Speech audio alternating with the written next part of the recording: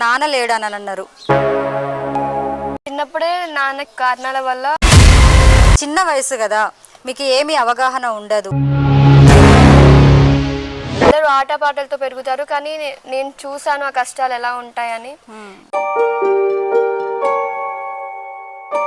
అప్పుడు కూడా బాగా బాధేసేది. కుటుంబం చిందాబొందరం అయ్యింది. పిఎం ర్యాలీ అని జరుగుద్ది 27th జనవరికి. అక్కడ రీజన్ అంటే ఇప్పుడు ఒక స్ఫూర్తి అన్నట్టు మనకు ఇక భయాలు అవన్నీ లేకుండా నేను వెళ్ళి ధైర్యంగా. ఇంత గొప్ప టాలెంట్ ఉందా నువ్వు కూడా? సూసైడ్ అటెంప్ట్ చేసిన పరిస్థితులు. బాగా ఇష్టంతో చేసుకున్నా.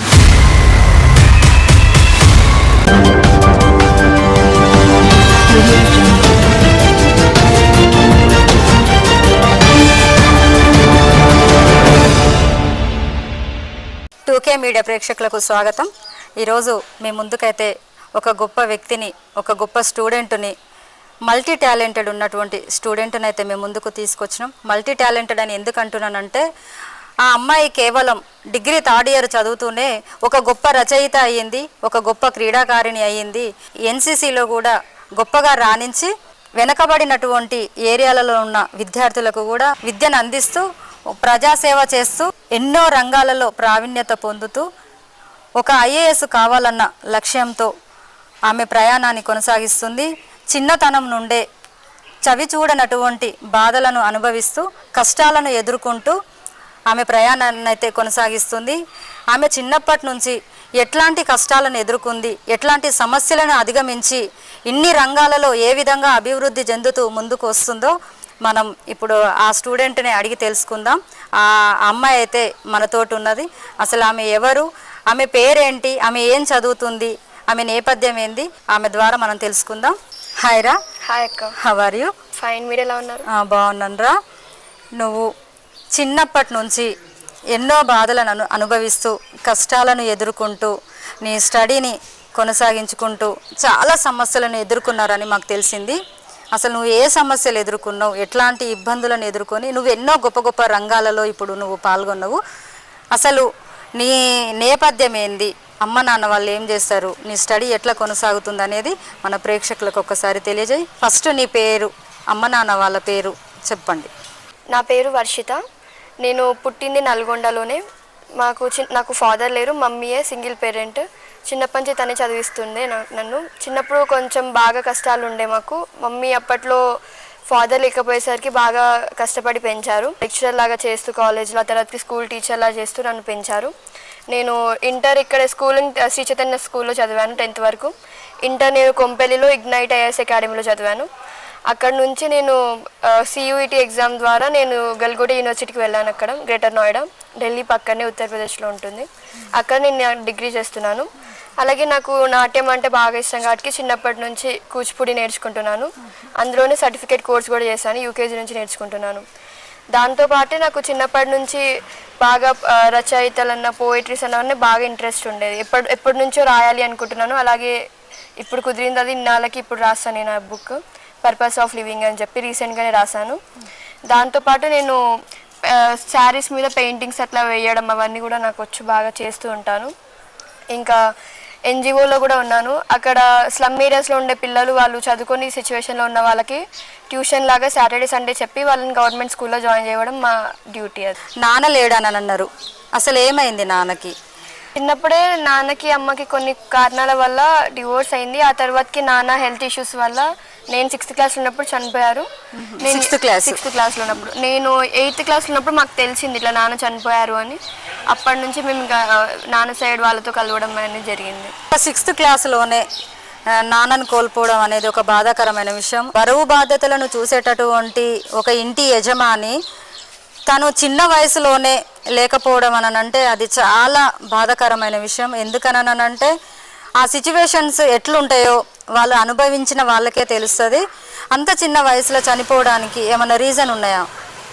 అంటే ఆయన బాగా డ్రింకింగ్ అట్లా ఉండేది ఆయనకి, దానివల్ల హెల్త్ ఇష్యూస్ వచ్చాయి, గొడవలు కూడా దానివల్లనే అయ్యాయి, పర్సనల్ ఇష్యూస్ వచ్చి మమ్మీ ఇంకా డాడీ చిన్నప్పుడే విడిపోయారు. ఆ తర్వాతకి ఆయన బాగా డ్రింకింగ్ అవి చేయడం వల్ల హెల్త్ ఇష్యూస్ వచ్చి చనిపోయారు. నాన్న చనిపోయినప్పుడు అసలు మీకు ఏమనిపించింది? చిన్న వయసు కదా, మీకు ఏమీ అవగాహన ఉండదు. ఇప్పుడు నాన్న తాగుడుకు బానిసైనప్పుడు ఆ కుటుంబ పరిస్థితి ఎట్లా ఉంటుందో తెలుస్తుంది మనకి. అట్లాంటి పరిస్థితులను నువ్వు ఈ విధంగా ఫేస్ చేసినావు? చిన్నగా ఉన్నప్పుడు అందరూ ఆటపాటలతో పెరుగుతారు, కానీ నేను చూసాను ఆ కష్టాలు ఎలా ఉంటాయని. ఇంట్లో అటు నాన్న ప్రేమ పొందకుండా అటు అమ్మ కష్టపడుతుంటే అవన్నీ నేను చూసి పెరిగాను కాబట్టి నాకు కష్టం విలువ బాగా తెలుసు. చిన్నప్పుడు కూడా నాన్న అలా చేసేటప్పుడు ఆయన బాగా చాలా నాలెడ్జ్ పర్సన్, ఎంపీలు చేశారు. తన స్టడీ ఇంకా ఎవ్వరికి లేదు ఆ ఊర్లో కూడా. తన స్టడీ నాకు వచ్చింది, తన నాలెడ్జ్ నాకు వచ్చింది అని అందరూ అంటారు. ఆ మాట విన్నప్పుడు నాకు ఎంత హ్యాపీగా ఉంటుందో, ఆయన అలా చూసినప్పుడు కూడా బాగా బాధేసేది చిన్నప్పుడు. కానీ ఆ తర్వాతకి ఆయన సిచ్యువేషన్ కూడా బాగుండకపోవడంతో మేము తప్పక అని చెప్పేసి విడిపోవాల్సి వచ్చింది నాన్నతో. అలా పెద్ద కొద్ది కొంచెం ఎప్పుడో తెలిసేది అప్పుడప్పుడు లోటు నాన్న లేడు అని, కానీ ఆ లోటు తెలియకుండా అమ్మ పెంచారు నన్ను. నాన్న అంత ఎడ్యుకేటెడ్ అయ్యి ఉండి కూడా ఆ తాగుడుకు బానిస అవ్వడం వల్ల మీ కుటుంబం చిందాబొందరం అయ్యింది. దానికి మెయిన్ కారణం, మెయిన్ రీజన్ అంటూ చెప్పాలనంటే తాగుడేనా? అది నేనైతే ఈ జనరేషన్ వాళ్ళకు కూడా అదే చెప్తున్నాను. ఆ తాగడం వల్ల ఏమి యూజ్ ఉండదు. నాన్నకు అదొక్క అలవాటు లేకపోతే మేము ఈరోజు చాలా హ్యాపీగా ఉండేవాళ్ళం. ఆయన వల్ల ఇంకెంతరో చాలా హ్యాపీగా ఉండేవాళ్ళు. ఒక లెక్చర్ అయ్యేసరికి ఇంకెంతమందికి ఇన్స్పిరేషన్ అయ్యి ఎంతమంది మంచిగా ఉండేవాళ్ళు ఆయన వల్ల కూడా. ఆ తాగుడు వల్లనే ఇదంతా. అది మాత్రం ఉండకూడదు అని కోరుకుంటున్నాను ఎవరి ఇంట్లో. అంత గొప్ప టాలెంట్ ఉండి దాన్ని కరెక్ట్ అంటే ఎడ్యుకేటెడ్సే ఈ విధంగా చేస్తే అది చాలా బాధాకరము నిజంగా. అంతా ఇప్పుడు ఆయన వారసత్వంగా ఆయన లక్షణాలన్నీ పునికి పుచ్చుకొని తన కూతురు అయితే గొప్ప స్థాయిలో అయితే ఉన్నది. ప్రతి ఒక్క దాంట్లో ఒక్కటని కాదు, మల్టీ టాలెంటెడ్. అటు నృత్యంలో కానీ, అటు పెయింటర్గా కానీ, ఎన్సీసీలో కూడా మీరు బాగా రాణించిరని తెలిసిందిరా. అసలు ఎన్సీసీలో మీరు ఎప్పుడు జాయిన్ అయ్యారు? నేను అక్కడ డిగ్రీలో వెళ్ళినప్పుడే ఫస్ట్ ఇయర్లో ఎన్సీసీ తీసుకున్నాను. ఆ తర్వాతకి నేను NCC second year, degree first year కానీ ఎన్సీసీ సెకండ్ ఇయర్లో ఎంటర్ అయ్యాక ఆర్డీసీ సెలక్షన్స్ అని స్టార్ట్ అవుతాయి. అప్పుడు బాగా కొంచెం నా వెయిట్ వల్ల కూడా నేను ఛాన్సెస్ తక్కువ ఉండే, కానీ అప్పుడు వెయిట్ లాస్ అయ్యి కొంచెం కష్టపడి అక్కడ డ్రిల్ అవన్నీ నేర్చుకొని అక్కడ కూడా ఎన్నో సెలక్షన్స్ ఉంటాయి. అందులో వాళ్ళ స్టేట్ వాళ్ళ మధ్యలో అక్కడ సెలక్షన్లో పోటీ పడి అక్కడ కష్టపడి కొంచెం లాక్కొచ్చాను. ఆ తర్వాతకి నేషనల్స్కి సెలెక్ట్ అయ్యాము. ఆర్డీసీ క్యాంప్ అని పిఎం ర్యాలీ అని జరుగుద్ది 27th జనవరికి. అక్కడ నరేంద్ర మోడీ వస్తారు ఢిల్లీలో. ఆయన ముందర మేము అక్కడ డ్రిల్ చేయాలి, ర్యాలీ ఉంటుంది కంటిజెంట్ డ్రిల్ అని. అందులో నేను పార్టిసిపేట్ చేశాను. అలాగే కల్చరల్ కూడా చేశాను. అక్కడ పిఎం ర్యాలీలో అవకాశం రావాలంటే చాలా గొప్ప విషయం రా. నువ్వు ఆ ర్యాలీకి మీరు అర్హత పొందాలంటే నువ్వు ఎన్ని స్టెప్స్ అంటే నువ్వు ఎన్ని క్యాంపులలో పాల్గొన్నావు? అందులో మొత్తము IBC, pre IGC, IGC, priority 1, priority 2, priority 3 అని మొత్తం 8 క్యాంపులు ఉంటాయి. 8 క్యాంపులలో ప్రతిరోజు 10 రోజులు క్యాంప్ ఉంటుంది. ప్రతి 10 రోజుల్లో సెలక్షన్సే అవుతూ ఉంటాయి. డే 1 నుంచి డే 10 వరకు సెలక్షన్స్ అవుతూనే ఉంటాయి. అక్కడ ఏ స్టేట్ వరకు, ఇప్పుడు తెలంగాణలో ఉన్న వాళ్ళకి తెలంగాణలో సెలక్షన్స్ అవుతాయి. నేను అక్కడ ఉత్తరప్రదేశ్ స్టేట్లో ఉన్నాను కాబట్టి నాకు అక్కడ సెలక్షన్స్ అయినాయి. అందులోనే మళ్ళీ ఫస్ట్ బెటాలియన్ లెవెల్లో సెలక్షన్ అవుతుంది. ఆ తర్వాత గ్రూప్స్ అని ఉంటాయి. అంటే వారణాసి, ప్రయాగ్రాజ్, గిరిటనర్ అట్లా సపరేట్ గ్రూప్స్ ఉంటాయి. అట్లా 11 గ్రూపులు ఉంటాయి. అందులో నుంచి మళ్ళీ సెలెక్ట్ అవుతారు. అట్లా లాస్ట్కి ఉత్తరప్రదేశ్ మొత్తం స్టేట్ నుంచి 12 మంది వెళ్తారు. ఆ 12 మందిలో నేను ఒకదాని అక్కడ అలా సెలెక్ట్ అయ్యి వెళ్ళాను. అలాగే ఇప్పుడు నువ్వు డిగ్రీ ఇప్పుడు మన స్టేట్లో కాకుండా అదర్ స్టేట్లో చేస్తున్నావు కదరా. ఇప్పుడు మన తెలంగాణలో మన డిస్ట్రిక్ట్ కానీ మన స్టేట్నే వదిలి అదర్ స్టేట్కి వెళ్ళడానికి రీజన్ ఏంటి? రీజన్ అంటే ఇప్పుడు నేను ఐఏఎస్కి ప్రిపేర్ అవుదామని అనుకుంటున్నాను. దానివల్ల నేను అక్కడ పెట్టుకోవాల్సి వచ్చింది. ఇంకొకటి నాకు కొంచెం బయట కూడా ఎక్స్ప్లోర్ అవ్వాలని బాగా ఉండే, ఎక్స్ప్లోర్ చేయాలి అని చెప్పి నేను అందుకే అక్కడికి వెళ్ళాను. రీజన్ అక్కడ చదువుకుంటూ అక్కడ ఉన్న కల్చర్ అవన్నీ చూస్తూ ఢిల్లీలో కూడా నేను యూపీఎస్సీకి ప్రిపేర్ అవుతున్నాను. అక్కడ ఇప్పుడు మన కల్చర్కి అక్కడున్న కల్చర్కి తేడా ఉందా? తేడా ఉంటుంది. ఇక్కడికి అక్కడికి చాలా తేడా ఉంటుంది. నువ్వు పుట్టి పెరిగిందంతా తెలంగాణలే కదరా. ఎందుకనంటే ఇప్పుడు మన కల్చరు మన తగ్గట్టే ఇప్పుడు మనం ఎట్లా పెరిగినామో మనకు అనుకూలంగా ఉంటుంది. కానీ నువ్వు తెలంగాణ స్టేట్నే కాదని అదర్ స్టేట్లో చదువుతున్నావంట. అదర్ స్టేట్కి వెళ్ళడానికి రీజన్ ఏంటి? మెయిన్ నేను ఢిల్లీలో యూపీఎస్సీకి కోచింగ్ బాగా ఇస్తారని తెలిసి అక్కడే వెళ్దామని డిసైడ్ అయిపోయాను. అక్కడ ఇంకా సియూఈటీ ద్వారా కాలేజ్ కూడా అక్కడ యూనివర్సిటీ రావడంతో నేను ఇంకా రెండు అక్కడే ఉండిపోయేసరికి అక్కడికి వెళ్ళాను. ఇంకొకటి అక్కడ సోషల్ కానీ ఎక్స్ప్లోరింగ్ బాగా చేశాను. చాలా మంచిగా అనిపిస్తుంది నాకు కూడా. ఇట్లా బయట దగ్గరికి వెళ్ళి వాళ్ళ దగ్గర ఉన్నాయన్నీ కూడా చూసి పెరగడం అంటే నాకు బాగా ఇష్టం. అలాంటివన్నీ. ఐఏఎస్ కావాలని ఒక లక్ష్యం పెట్టుకున్నావు. నీ గోల్ ఐఏఎస్ కదరా, నువ్వు ఐఏఎస్ కావాలని ఎందుకు అనుకున్నావు? నాకు బాగా చిన్నప్పటి నుంచి మా ఫ్యామిలీలో కూడా అందరూ ఆల్మోస్ట్ మామయ్య వాళ్ళందరూ సివిల్ సర్వీస్లోనే ఉన్నారు. దానివల్ల వాళ్ళని చూసి పెరగడంతో నాకు కూడా సివిల్ సర్వీస్ చేయాలి అని బాగా ఇంట్రెస్ట్. ఇంకోటి నేను మెయిన్ ఐఏఎస్ అవ్వాలనుకుంటుంది రూరల్ డెవలప్మెంట్ కోసం అని, మొత్తం విలేజ్ ఏరియా డెవలప్మెంట్ కోసం అని నేను ఐఏఎస్ అవ్వాలి అనుకుంటున్నాను. నేను అందులో వర్క్ చేయాలి అనుకుంటున్నాను, రూరల్ డెవలప్మెంట్, ప్రజాసేవ. ఇంత గొప్ప ఆలోచన రావడం అనేది చాలా గర్వించదగ్గ విషయంరా. ఇంత చిన్నతనంలోనే ఇంత గొప్ప గొప్ప ఆలోచనలు కలిగి ఇంత గొప్ప సంకల్పంతో ముందుకు వెళ్తున్నది. ఇదే లక్ష్యంతో మీరు ముందుకు సాగాలని కోరుకుంటున్నాం. ఎన్జిఓ సంస్థలో ఒక వాలంటీర్గా వర్క్ చేస్తున్నారంట. అంటే ఆలోచన ఎందుకు వచ్చింది మీకు? నాకు బాగా నేను చేయాలనుకుందే ప్రజాసేవ. అలా అందులో ఒకటి ఇప్పుడు మెయిన్ ఏంటంటే ఎడ్యుకేషన్. మేము అంతా ఆర్ఫనేజెస్ దగ్గరికి వెళ్ళడం, ఫుడ్ అవన్నీ మావి కాదు, కానీ మేము ఎడ్యుకేషన్ ఇవ్వాలి అనుకుంటున్నాం పిల్లలకి. ఎందుకంటే ఇప్పటి రోజులలో ఎడ్యుకేషన్ అంటే చాలా కాస్ట్లీ ఉంది. ఇంకోటి గవర్నమెంట్ స్కూల్లో ఉండాలి అన్నా వాళ్ళకి కొంచెమైనా నాలెడ్జ్ తెలిసి ఉండాలి. అందుకే మేము స్లమ్ ఏరియా దగ్గరికి వెళ్ళి ఆ పిల్లలకి ట్యూషన్ చెప్పడం, చదివించడం, బేసిక్స్ అన్ని నేర్పించి వాళ్ళకి కొంచెం నాలెడ్జ్ వచ్చాక, కొంచెం అవగాహన వచ్చినాక వాళ్ళని తీసుకుపోయి గవర్నమెంట్ స్కూల్స్లో జాయిన్ చేపిస్తాం, ఆధార్ కార్డ్ అవన్నీ చేపించి. అది మా వర్క్ అక్కడ. నాకు ఎందుకంటే చిన్నప్పుడు నాకు అనిపించేది, నేను చదువుకునేటప్పుడు ఎన్ని ఇబ్బందులు పడ్డాను. అప్పుడు అమ్మ అంత ఎడ్యుకేటెడ్, నాన్న ఎడ్యుకేటెడ్, అయినా కానీ నేను చాలా ఇబ్బందులు పడ్డాను. అట్లా ఎడ్యుకేట్ కానీ ఫ్యామిలీస్ ఇంకా వాళ్ళు ఇంత ఇబ్బంది పడతారు అని చెప్పి నా వంతు నేను సహాయం చేస్తున్నాను. నువ్వు ఎందుకనంటే అట్లాంటి సిచ్యువేషన్స్ ఫేస్ చేసినావు కాబట్టి వాళ్ళలో ఇట్లాంటి సిచ్యువేషన్స్ రావద్దు, వాళ్ళు ఇబ్బంది పడొద్దని ముందు నువ్వు ఒక స్టెప్ ముందుకేసి ఇప్పటి నుంచే, ఇంత చిన్నతనం నుంచే నువ్వు ప్రజాసేవ కార్యక్రమం అయితే చేపడుతున్నావు. చాలా గర్వించదగ్గ విషయం రా ఈ విషయం అయితే. ఇప్పుడు ఎన్జిఓ సంస్థల ఎంతమంది ఉంటారురా? నువ్వు ఎంతమందికి ఇప్పుడు నువ్వు విద్యను అందిస్తున్నావు? అక్కడ ఇప్పుడు మొత్తం పిల్లలు మాకు స్లమ్ ఏరియాస్నే మేము టార్గెట్ చేస్తాం. అవి పెంచుతూ పోతాం ముందు. కానీ మా దాంట్లో ఇప్పుడు మేముండే ఏరియా గ్రేటర్ నోయిడాలో అయితే నా దగ్గర 20-30 మంది ఉంటాము. ఇలా కొన్ని ఏరియాస్ అని పెట్టుకొని ఈ కాలనీ మేము, ఈ కాలనీ మీరు అని పెట్టుకొని ఐదుగురం వెళ్తాము. వెళ్ళి అక్కడ 10 మంది 15 మంది దాకా పిల్లల్ని కూర్చోబెట్టి మేము ఈవినింగ్ సాయంత్రం పూట వాళ్ళకి ట్యూషన్లు అట్లా నేర్పించడం, వర్ణమాల ABCDలు అవన్నీ నేర్పించడం అవన్నీ చేస్తూ ఉంటాము చిన్న పిల్లలకి. మిగిలిన వాళ్ళు కూడా మన తెలంగాణ వాళ్ళేనా? లేదు, వాళ్ళక్కడ వాళ్ళు అందరు కలిసి ఉంటారు. అక్కడ కలిసి ఉండి ఒకరొకరు కొద్ది మందిని మోటివేట్ చేస్తూ మా వంతు ఇక సహాయం చేస్తూ ఉంటాం వాళ్ళకి. ఇప్పుడు నువ్వు ఒక స్టడీనే కాకుండా ఇప్పుడు నృత్యంలో పాల్గొనడం, నృత్యం వచ్చంట, అదేవిధంగా పెయింటింగ్, అన్ని గొప్ప గొప్ప కళలలో ముందుకు ప్రావీణ్యత చూపిస్తూ ఎంతో గొప్ప టాలెంట్ను కలిగి ఉన్నావు నువ్వు. ఇన్ని ఒక్కరు ఇప్పుడు మామూలుగా జనరల్గా ఇప్పుడు ఈ జనరేషన్ పిల్లలు చెప్పాలనంటే కనీసం వాళ్ళకి ఇచ్చిన హోంవర్క్ కూడా కంప్లీట్ చేయని స్థితిలో ఉన్నారు స్టూడెంట్స్ అయితే.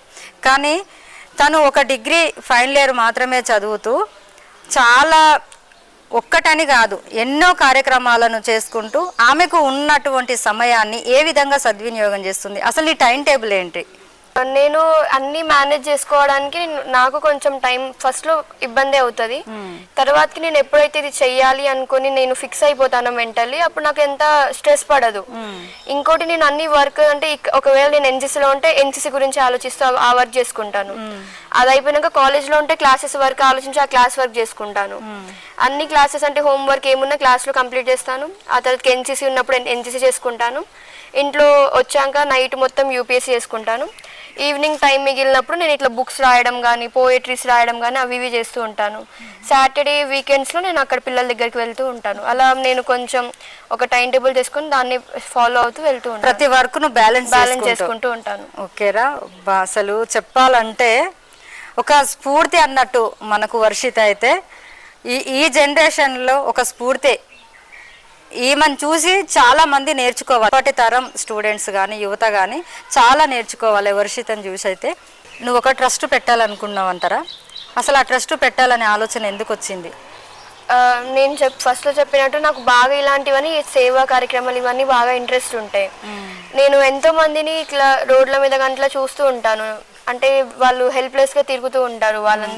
వాళ్ళందరినీ ఒక దగ్గర జమ చేసి పెద్దవాళ్ళైనా చిన్నపిల్లలకైతే మంచి స్టడీ ఎడ్యుకేషన్ ఇప్పించి, పెద్దవాళ్ళైతే వాళ్ళ ఆరోగ్యం అవన్నీ చూపించుకొని వాళ్ళని ఒక దగ్గర చేర్చి వాళ్ళకు ఒక మంచి నా వంతు విద్యలు అవన్నీ నేర్పించి వాళ్ళతో పాటు ఇంకా అన్నీ చేపించి వాళ్ళని ఒక సంతోషమైన వాతావరణంలో పెట్టాలన్నది నా ట్రస్ట్ లక్ష్యం. ఇప్పుడు ఇక్కడి నుంచి కాకుండా నువ్వు ఇప్పుడు ఎన్సిసి తరపు నుంచి కానీ ఇప్పుడు నువ్వు చదువుతున్నటువంటి ఢిల్లీకి కానీ అంత దూరం వెళ్ళాలని అంటే నువ్వు ఎవరి సపోర్ట్ తోటి వెళ్తావు? ఇప్పుడు నాన్న లేరు, సింగిల్గా నువ్వు వెళ్ళలేవు, నీకు అంటే ఎవరి సపోర్ట్ ఉంది నీకు ఇప్పుడు? అమ్మ బాగా సపోర్ట్ చేస్తారు. అమ్మ సపోర్ట్ తోటి నేను ఏదైనా చేయగలుగుతాను. ఇంకా అక్కడికి నేను ఒక్కదాన్ని వెళ్తూ ఉంటాను, వస్తూ ఉంటాను ఢిల్లీకి. అది ఏమున్నా కానీ ఇంకా మనం ప్రతిసారి భయపడుతూ అయితే కూర్చోలేము. ఒక అడుగు ముందుకు వేస్తేనే ముందుకు వెళ్ళగలుగుతాము. అందుకే ఇక భయాలు అవన్నీ లేకుండా నేను వెళ్ళి ధైర్యంగా వెళ్ళి ఒక్కదాన్ని వస్తాను. అన్ని జాగ్రత్తలు అవన్నీ తీసుకొని వెళ్తాను. అంటే నువ్వు ఇంత ముందుకు వెళ్ళడానికి మెయిన్ కారణం అయితే అమ్మ సపోర్టు. ఏ విషయంలోనైనా అమ్మ సపోర్ట్ ఉంటుంది. ఇప్పుడు అమ్మ చిన్నప్పటి నుంచి నాన్నతోటి చాలా ఇబ్బందులు ఎదుర్కొన్నదని అంటున్నారు. ఆమె ఆల్రెడీ ఎన్నో ఇబ్బందులను ఎదుర్కొని ఆమె సర్వస్వం అంతా నీ మీదనే, నువ్వే ఆమె లోకం అని ఉంటున్నది. అట్లాంటిది ఇప్పుడు నీ స్టడీస్ కోసం ఇప్పుడు అమ్మను వదిలి నువ్వు ఢిల్లీకి వెళ్ళినవు. ఇప్పుడు ఈ అమ్మ కూడా నీతో పాటు ఢిల్లీకి వచ్చిందా లేకపోతే ఇక్కడే ఉంటుందా? అమ్మ ఇక్కడే ఉంటారు. నేను ఒక్కదాని అక్కడ వెళ్ళి హాస్టల్లో ఉంటాను. ఇంకా అమ్మ అయితే ఇక్కడే ఉంటారు. ఎప్పుడన్నా ఫీల్ అయినావా అంత దూరం వచ్చిన అమ్మని వదిలేసిన? ఇంకా అప్పుడప్పుడు అనిపిస్తూ ఉంటది. ఎందుకంటే ఇక్కడ ఒక్కతే ఉంటది నేను అక్కడ ఒక్కదాన్ని ఉంటాగా తనకు భయమే అవుతుంది. నాకు కొంచెం భయం ఇంకా టెన్షన్ ఉంటది అమ్మ ఒక్కతే ఉంది కదా అని. కానీ మళ్ళీ ఏమనిపిస్తుంది అంటే మనం ఇప్పుడే ఇట్లా అలవాటు అయ్యి ఇలా చేస్తే తప్పదు. కొన్ని అంటారు కదా, మన కంఫర్ట్ జోన్ అవన్నీ తీసి బయటికి వచ్చి మనం కష్టం కూడా ఎదుర్కోవాల్సి వస్తుంది అప్పుడప్పుడు. ఎన్ని రోజులు ఉంటాయి మహా అంటే 4 సంవత్సరాలు. ఇన్ని సంవత్సరాలు ఎలాగో లాక్కుంటూ వచ్చాము. ఇంకో 2 years అవుతే అయిపోద్ది, జాబ్ సెటిల్ అవుతే అప్పుడు అమ్మ ఇంకా నాతో పాటు ఉండొచ్చు, హ్యాపీగా ఉండొచ్చు.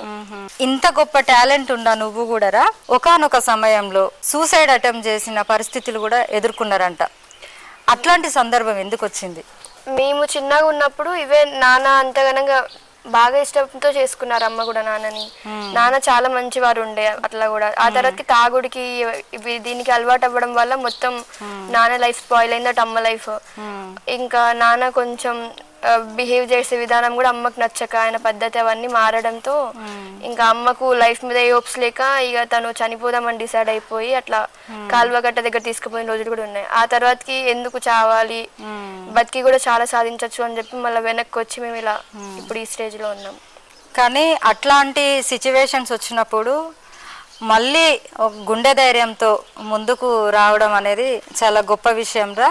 మళ్ళీ ఎంతో ధైర్యంతో నిన్ను ఒక డిసిప్లిన్డ్ స్టూడెంట్ని అయితే మనకు అందించింది. వాళ్ళమ్మకైతే ప్రత్యేక కృతజ్ఞతలు. ఎందుకనంటే ఒక మంచి భార్యగా తను ఓడిపోయినా కానీ ఒక గొప్ప తల్లిగానైతే ఒక స్టెప్ పైకి వచ్చి ఇంత మంచి ఎథిక్స్ ఉన్నటువంటి అమ్మాయిని మనకు అందించింది. ఇట్లాంటి స్టూడెంట్స్ మన సమాజానికి చాలా అవసరము. ఫ్యాబ్రిక్ డ్రాయింగ్ కూడా వేస్తావంట కదరా. ఇప్పుడు నువ్వు ఆ డ్రాయింగ్ ఎక్కడ నేర్చుకున్నావు? ఆ డ్రాయింగ్ వేయడానికి రీజన్ ఏంటి? నీకు ఆ డ్రాయింగ్ వేసేంత టైం ఎక్కడ దొరికింది? మెయిన్ నేను ఇన్ని వర్క్ చేస్తున్నప్పుడు కొంచెం స్ట్రెస్ ఫ్రీ అవ్వడానికి నేను పెయింటింగ్స్ వేస్తూ ఉంటాను. అలాగే నేను శారీ మీద పెయింటింగ్ వేయడం కూడా, అలాగే చిన్నప్పుడు క్లాస్లో ఉన్నప్పుడు మా డ్రాయింగ్ టీచర్ నేర్పించడం, ఆ తర్వాతకి బయట యూట్యూబ్లో చూసి నేర్చుకున్నాను. అలా చేస్తూ అట్లా శారీస్ మీద కానీ డ్రెస్సెస్ మీద కానీ నా డ్రెస్సెస్ మీద నేను వేసుకోవడం వల్ల చేశాను. నువ్వు ప్రత్యేకంగా ఏం నేర్చుకోలేదు? ప్రత్యేకంగా ఏం నేర్చాను, స్ట్రెస్ ఫ్రీ కోసం అని నేర్చుకున్నాను. నువ్వు ఇన్ని రంగాలలో ప్రావీణ్యత సాధించినవురా, నీకు ఏమన్నా అవార్డ్స్ వచ్చినాయా? అవార్డ్స్ అంటే ఇప్పుడు నాకు ఎన్సిసిలో అవార్డు వచ్చింది. ఆ తర్వాతకి కూచిపూడిలో కూడా నేను నేషనల్ స్టేజ్ వచ్చాను. అందులో సర్టిఫికేట్ కోర్స్ కూడా చేశాను. చిన్నప్పటి నుంచి అది నేర్చుకుంటూ వచ్చాను. చాలా అవార్డ్స్ వచ్చాయి. ఇంకా అంటే 80+ స్టేజ్ పర్ఫార్మెన్సెస్ ఇచ్చాను చిన్నప్పటి నుంచి. అవార్డ్స్ కూడా చాలా ఉన్నాయి. ఆ అవార్డ్స్ ఇప్పుడు నీకు స్టడీ పర్పస్లో ఏ విధంగా ఉపయోగపడుతుంది? ఎన్సీసీ అయితే స్టడీ పర్పస్లో యూజ్ అవుతుంది, జాబ్స్లో అందులో కానీ. క్లాసికల్ డాన్స్ ఏమో కల్చరల్ యాక్టివిటీస్ అని వాళ్ళు అడిగితే ఎక్స్ట్రా కరికులర్ యాక్టివిటీస్ చూపించడానికి అది యూజ్ అవుతుంది. స్టడీతో పాటు కూచిపూడి నృత్యాలు ప్రదర్శన చేసి చాలా స్టేజ్ పర్ఫార్మెన్స్ ఇచ్చినావంటారా? అసలు కూచిపూడి రావడానికి కారణం ఏంది? చిన్నప్పటి నుంచి అమ్మకు కూడా బాగా ఇష్టం ఉండే క్లాసికల్ నేర్చుకోవాలని. దాంతోపాటు నాకు బాగా ఇంట్రెస్ట్ చిన్నప్పటి నుంచి కూచిపూడి నేర్చుకోవాలి అని. నేను పాలబిందెల బాలు మాస్టర్ గారు ఇక్కడే నల్గొండలో నేర్పిస్తూ ఉంటారు. ఆ సార్ దగ్గర నేర్చుకున్నాను. తను బాగా నన్ను ఎంకరేజ్ చేసేవారు చిన్నప్పటి నుంచి. ఏ పర్ఫార్మెన్స్కి వెళ్ళా కానీ ఎక్స్ప్రెషన్స్ బాగున్నాయని చెప్పి చిన్నప్పటి నుంచి నన్ను బాగా పర్టికులర్గా కేర్ తీసుకొని బాగా నేర్పించేవారు. నేను డాన్స్లో ఇవాళ ఈ స్టేజ్లో ఉన్నానంటే బాలు మాస్టర్ తనే రీజన్. ఆ తర్వాతకి బాగా ఇంట్రెస్ట్ ఉండే చిన్నప్పటి నుంచి నాకు నేర్చుకోవాలని, ఆ ఉద్దేశంతో నేను నేర్చుకొని ఇప్పుడు అదే కంటిన్యూ చేస్తున్నాను. ఇటు స్టడీతో పాటు నృత్యం కాకుండా చిన్న వయసులోనే ఒక పుస్తకాన్ని అయితే రాసింది. ఆ పుస్తకం ఒకసారి మా ప్రేక్షకులకు చూపిరా, అసలు ఏం రాసావు ఆ పుస్తకంలో? పర్పస్ ఆఫ్ లివింగ్ అని చెప్పేసి రాశాను. ఈ బుక్లో మెయిన్ నేను రాసింది ఏంటంటే, ఈ రోజులలో చాలా మంది తొందరగా ఎవరైనా సక్సెస్ అవుతున్నారు. ఫర్ ఎగ్జాంపుల్ బీటెక్ నుంచి వెళ్ళి కొంతమంది సక్సెస్ అయిపోతున్నారు జల్దీ, కొంతమంది డిగ్రీ చేసి లేట్ అవుతున్నారు. ఇంకోటి ఈ రోజుల్లో పేరెంట్స్ కూడా అలాగే ఉన్నారు. మీరు ఎందుకు కొడతారని స్ట్రెస్ పెట్టడం వల్ల వాళ్ళు వెనుక పడిపోతున్నారు, వాళ్ళ మైండ్ స్టెబిలిటీ అని ఉండట్లేదు. అలా ఉండకుండా మన పర్పస్ ఏంది, మనం ఎందుకు బ్రతుకున్నాం, మనం ఏం చేయాలి, మన వల్ల ఒకరికి ఏం ఉపయోగపడుతుంది, అదేందో మన లోపల ఉన్న టాలెంట్ ని అవన్నీ తీసి మనకు ఒక పర్పస్ ఉందని చెప్పి నిరూపించడమే ఈ బుక్ లక్ష్యం. బా, అసలు ఎంత గొప్ప ఆలోచన అంటే, ఇంత గొప్ప బుక్ అందించినందుకు ప్రత్యేక కృతజ్ఞతలురా. ఎందుకనంటే నిజంగా ఇప్పుడు ఈ జనరేషన్లోనైతే పేరెంట్స్ కూడా అలానే ఉన్నారు. స్టూడెంట్సే కాకుండా కొంతమంది స్టూడెంట్స్ కూడా అసలు వాళ్ళకి ఆ కోర్స్ అంటే తెలియదు, దాని మీద ఏం ఇష్టమే ఉండదు. అయినా కానీ అదే కోర్సు తను చేసింది కదా, నేను కూడా అదే కోర్సు చేయాలన్న సంకల్పంతో వాళ్ళకు తెలియకుండా అది రాకుండా దాని వైపు వెళ్ళి ఫెయిల్ అవ్వడం కంటే మనకు నచ్చింది చేసుకోవాలని నువ్వు ఈ బుక్ రాసినావు. చాలా మెసేజ్ ఇచ్చినవరా ఈ బుక్కులను అయితే. చాలా గ్రేట్ అసలు, ఇంత మంచి ఆలోచన రావడము, ఇంత మెచ్యూర్డ్గా ఆలోచించినావనంటే అది గొప్ప విషయమే. చాలా థ్యాంక్స్ రా నీకైతే ఈ బుక్ రాసినందుకు. అదేవిధంగా నువ్వు ఇంటర్నేషనల్ కాలేజ్లలో చదువుతున్నావు. అంత పెద్ద కాలేజ్లో అవకాశం రావడం అనంటే చిన్న మాట కాదు. అంత పెద్ద కాలేజ్లో నీకు అవకాశం ఎట్లొచ్చింది? అది ఇంటర్నేషనల్ కాలేజ్, బయట 10 దేశాల వాళ్ళు ఉండి అక్కడ చదువుతున్నారు. చాలా దేశాల నుంచి కూడా వచ్చి చదువుతున్నారు ఇప్పుడు ఆ కాలేజ్లో. ఆ యూనివర్సిటీలో మెయిన్ నేను సెంట్రల్ యూనివర్సిటీ ఎగ్జామ్ రాశాను, CUET. అది రాసేప్పుడు నేను అక్కడ అప్లై చేసుకుంటే అందులో నా ఇంటర్ మార్క్స్ ఇంకా 10th మార్క్స్ బేస్లో వాళ్ళు కొంచెం స్కాలర్షిప్ ఇస్తారు. అలా అంత దూరం వెళ్ళి చదవాలనంటే చాలా ఖర్చుతో కూడుకున్నదిరా. అంటే కొంచెం ఫీజు కన్సల్టేషన్ ఉండొచ్చు, కానీ చాలా ఖర్చులు ఉంటాయి. అట్లాంటి ఖర్చులన్నీ ఎట్లా మరి? అవన్నీ అంటే ఇంతకుముందు అమ్మ స్కూల్లో చేశారు. ఇప్పుడు కొంచెం అక్కడ కాలేజ్లో ఖర్చులు ఉండవు, కానీ బయట ఖర్చుల వల్ల కొంచెం టైట్ సిచ్యువేషన్ వస్తుంది ఈ రోజులలో. దానికి మేము సహాయం అడగని వాళ్ళంటూ లేరు. అక్కడే కొంచెం ప్రాబ్లం అవుతుండే మాకు ఆ ఖర్చుల దగ్గరే. లేదంటే మిగతా అంతా ఇంటర్ వరకు మంచిగానే ఉండే. ఇప్పుడు నాకు డిగ్రీలో చాలా ప్రాబ్లం అవుతుంది, కొంచెం ఆ ఖర్చులే బాగా ఉన్నాయి, అక్కడ బయట ఖర్చులు బాగా ఉన్నాయి. ఎందుకనంటే మన స్టేట్ కాదు, అదర్ స్టేటు ఎంత గవర్నమెంట్ కొన్ని మనకు సపోర్ట్ చేసినా కానీ మామూలు ఖర్చులే చాలా ఉంటాయి. అట్లాంటి ఖర్చులు కూడా పెట్టి చదివే అంత ఆర్థిక పరిస్థితి అయితే లేదు మీకు. ఎందుకంటే నాన్న లేరు. ఇప్పుడు అమ్మ ఒక్కరే, ఆమెకు తోచింది చిన్న చిన్న వర్క్ చేసుకుంటూ నిన్ను చదివిస్తుంది కదా. కాబట్టి అట్లాంటి ఇబ్బందులు ఎదుర్కొంటున్నావు నువ్వు. అయితేరా ఇప్పుడు చాలామంది యువత చిన్న వయసులోనే అంటే చాలా తప్పుడు ఆలోచనలు చేసి, అంటే స్టడీ పర్పస్లో కానీ డిస్టర్బెన్స్కు గురయ్యి, కొంతమంది చదువుకోవాలన్న సంకల్పం ఉండి కూడా ఆర్థిక పరిస్థితుల వల్లనో ఇంట్లో పరిస్థితుల వల్లనో వెనకడిగేస్తున్నారు. అంతేకాకుండా అన్నీ ఉండి ఆర్థికంగా వాళ్ళు బాగానే ఉంటారు, కానీ వాళ్ళ ఆలోచనల తీరు బాగుండదు. అట్లాంటి యువతరానికి ఇప్పుడు నువ్వేం సందేశం ఇస్తావు? నా దృష్టిలో అయితే చదువు ఒక్కటి మిమ్మల్ని పైకి తీసుకెళ్లదు. ఎన్నో విద్యలు ఉన్నాయి, మనకు చదువు కాకుండా ఎన్నో విద్యలు ఉన్నాయి. మన లోపల ఉన్న టాలెంట్ పేరెంట్స్ కానీ ఎవరైనా గుర్తించి వాళ్ళ పిల్లల్ని వేరే వాళ్ళతో కంపేర్ చేయకుండా మీ పిల్లల్లో ఉన్న టాలెంట్ ని మీరు గుర్తిస్తే వాళ్ళు కూడా సరి అయిన దారిలో వెళ్తారని. నా మదర్ కూడా నన్ను లోపల నాకు డాన్స్ అని మంచి డాన్స్ చేయగలుగుతాను, పెయింటింగ్ చేయగలుగుతాను తను గుర్తించి నన్ను సపోర్ట్ చేశారు. అందుకే నేను ఈ సిచ్యువేషన్ లో ఉన్నాను, ఈ పొజిషన్ లో ఉన్నాను. అలాగే వాళ్ళ పేరెంట్స్ సపోర్ట్ తోటి అందరూ ప్రతి ఒక్కరు మనలో కూడా ఏదో ఒక టాలెంట్ దాగి ఉంటది, దాన్ని బయటకు తెచ్చి దాన్ని ఫాలో అవుతే మనము సరైన దారిలో పక్కా వెళ్తాము ఏదో ఒక రోజు. ఇంకోటి మనం అప్ అండ్ డౌన్స్ అనే వస్తూ ఉంటాయి, కష్టాలు అనేవి వస్తూ ఉంటాయి. నా దృష్టిలో అయితే మనం ఏదైనా ఒక కష్టం సొల్యూషన్ లేని ప్రాబ్లం అంటే అది చావు అనే నా దృష్టిలో. ఆ తర్వాత మనం ఏం చేయలేం. బ్రతుకునే రోజులు ఎన్ని ప్రాబ్లమ్స్ వచ్చినా వాటికి ఏదో ఒక సొల్యూషన్ ఉంటుంది. అవన్నీ వెతుక్కుంటూ అవన్నీ కనిపెడుతూ అవన్నీ తీరుస్తూ మనం ముందరికి వెళ్ళడమే నేను ఇచ్చే మెసేజ్ వీళ్ళకి. ఎన్ని కష్టాలు వచ్చినా బ్యాక్ స్టెప్ వేయకూడదు, ఎంతసేపు ఉన్నా అట్లాంటి ఆలోచనలే చేయొద్దు. ఇంత గొప్పగా ఆలోచించే నువ్వురా చిన్నతనంలోనే ఒకనొక మనము చవి చూడని సిచ్యువేషన్ అయితే నువ్వు ఫేస్ చేసినావు. ఎట్లా అంటే అసలు అందరూ నువ్వు చనిపోయినావని అనుకున్నారంట. అసలు ఎందుకు ఆ సందర్భం ఎట్లొచ్చింది? అది చిన్నప్పుడు ఒకసారి నాన్న బాగా తాగొచ్చప్పుడు తను ఆ మైకంలో నా గొంతు పట్టుకొని ఇసిరేశారు. అప్పుడు నేను స్పృహ తప్పిపోయాను. ఆ టైంలో అమ్మకి కూడా భయమై అందరు ఇంకా చనిపోయిందని అనుకున్నారు. ఒక 2 hours 3 hours తర్వాతకి హాస్పిటల్ తీసుకుపోయినప్పుడు అప్పుడు కొంచెం స్పృహ వచ్చింది.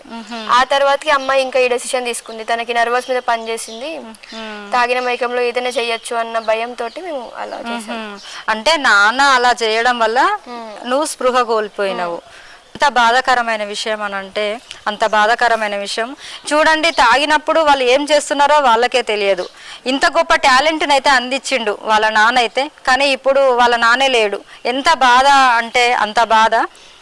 ఎందుకనంటే ఇప్పుడు వర్షిత అన్ని రంగాలలో ప్రావీణ్యత పొందింది, కానీ వాళ్ళ తండ్రి ఉంటే ఇంకా ఆమె ఎంత ముందుకు పోగలదో మనం చెప్పొచ్చు.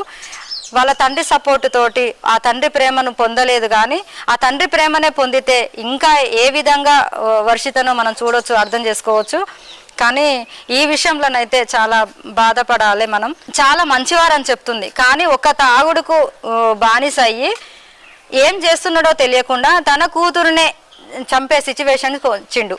కాబట్టి వర్షిత ఏం చెప్తుందనంటే ఎవరైనా సరే ఏ పని చేసినా పర్వాలేదు, కానీ తాగుడుకు మాత్రం గురి కావద్దని అయితే తను వేడుకుంటుంది. అంతేకాకుండా చాలా నేను కోల్పోయినా మా నాన్న ఇబ్బందులను గురి చేయడం వల్ల మా అమ్మ ఎంతో సఫర్ అయింది, నేను ఎంతో సఫర్ అయినా. ఆ ఒక్క చిన్న డిస్టర్బెన్స్ లేకపోతే మేము చాలా మంచి పొజిషన్లో ఉండేటోళ్ళం. అందరిలాగానే మేము కూడా చాలా సంతోషంగా ఉండి నేను కూడా నాన్న ప్రేమను అందుకునేదని చాలా బాధపడుతుంది. నిజంగా ఇప్పుడున్న సమాజం చాలా వరకు ఎడ్యుకేటెడ్స్ అయినా కానీ ఇంకా ఇప్పుడైతే కొత్తగా సొసైటీ ఇంత అభివృద్ధి చెందుతున్నా కూడా అప్పట్లోనన్నా ఒక తాగుడే ఉంది, కానీ ఇప్పుడు ఈ సోషల్ మీడియా వచ్చిన కానించి మనకు అవసరమైన దానికంటే అనవసరమైన దానికి ఎక్కువ ఎడిక్ట్ అయ్యి చాలా కోల్పోతున్నారు. పెద్దవాళ్ళే అంటే ఇప్పుడు మన తండ్రి స్థానంలో ఉన్న వాళ్ళే కొన్ని పిచ్చి పిచ్చి గేమ్స్ అంటూ వాళ్ళు బెట్టింగ్ గేమ్స్ అని ఆడుతున్నారు పేరెంట్స్. అట్లాంటి వాళ్ళకి ఏం చెప్తావు? అది మన మీద డిపెండ్ అయి ఉంటుంది. ఇప్పుడు మన ఫ్రెండ్ ఉండి ఎవరైనా ఈ గేమ్ ఆడదాంరా బాగుంటుంది, ఇంత డబ్బులు వస్తాయని చెప్తే మనం దానికి అట్రాక్ట్ అయ్యి ఆడే రోజులు ఉన్నాయి. ఈ రోజులలో పిల్లలు అలాగే ఉన్నారు అందరూ. అయితే అది ఒకవేళ మనము ఇలా చేస్తే ఏమవుతుంది అనే ఒక అవగాహన ఉంటే అది ఎవ్వరు చెయ్యరు. అలాంటి అవగాహన రావాలి అంటే వాళ్ళు ముందడుగునే ఆలోచించాలి. వాళ్ళు ఇవి మనం చేయకూడదు, మనము దాన్ని ఒక మంచిగా ఉపయోగిస్తున్నామా చెడుగా ఉపయోగిస్తున్నామా మన మీద డిపెండ్ అయి ఉంటది. అది మనం ఆలోచించే విధానం మీద డిపెండ్ అయి ఉంటది.